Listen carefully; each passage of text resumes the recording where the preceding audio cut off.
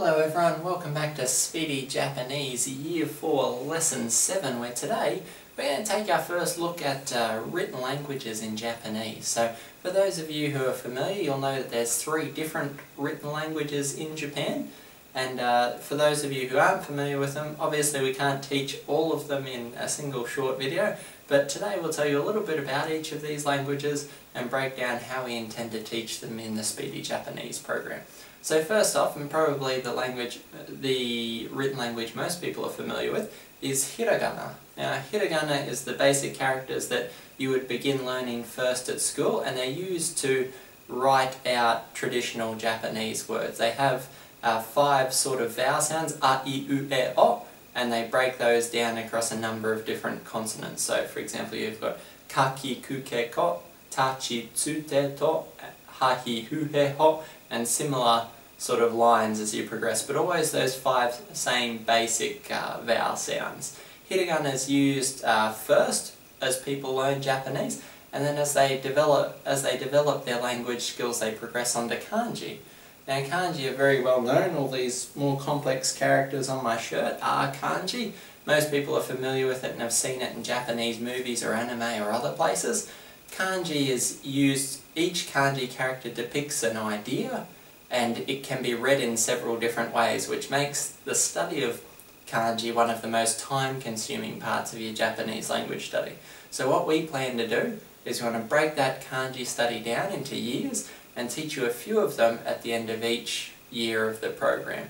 That way you can use them, practice reading and writing them, and gradually build up your ability to read and write kanji. You will not be able to master kanji in minutes. It's just not possible. There are too many of them.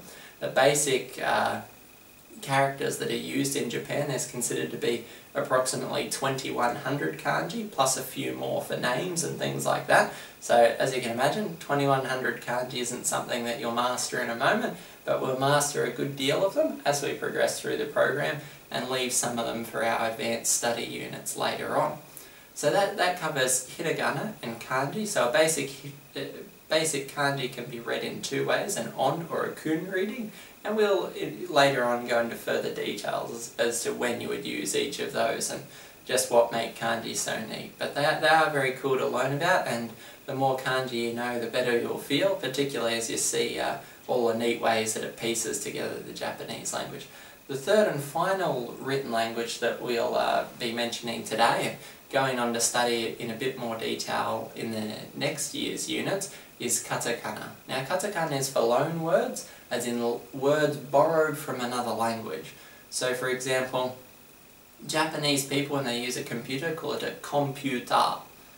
As you can hear, it sounds very much like computer in English. That's because they've borrowed the word and then sounded it out in Japanese syllables. As a result, Katakana contains all the same basic sounds that hiragana has, ha, hi, hu, he, ho, and all of those different sounds we looked at before, except that it uses a different symbol to represent each sound. So it's effectively a version of the alphabet, particularly for words taken from overseas. So you'll see that very quickly. You'll be able to identify katakana words in sentences because they never transform into a kanji like hiragana words may, and they stick out because the hiragana writing style is a lot blockier, is probably a good term, a lot blockier than the hiragana style. So we'll learn katakana in more detail next year. It is slightly harder to master than hiragana, but unlike kanji where there's several thousand characters, katakana has only 46 basic, just like the hiragana. So we'll take a look at both of those in more detail. The katakana in the Year 5 unit, the hiragana this year. If you look at the links down below, you'll be able to find our basic step-by-step reading and writing guide for hiragana. We work our way through all the basic characters, and all of them are up there to start with now. So go ahead and check out those videos. If you have any questions, please let us know. There will be an advanced hiragana set of lessons going up in due course that will cover all the combination sounds and a few other tricky bits and pieces that we haven't covered just yet. So I hope that helps you. It gives you a basic overview of what written languages in Japan are like and we will break that down in a much greater detail over time. But I didn't want to go through this whole program talking about speaking and listening and not mention the written language at all. We will of course be sussing that out in a lot more detail. If you've got any questions, let us know. Otherwise, I hope you enjoyed this brief overview, and we'll be continuing on with Lesson 8 momentarily. Thanks guys, we'll catch you later.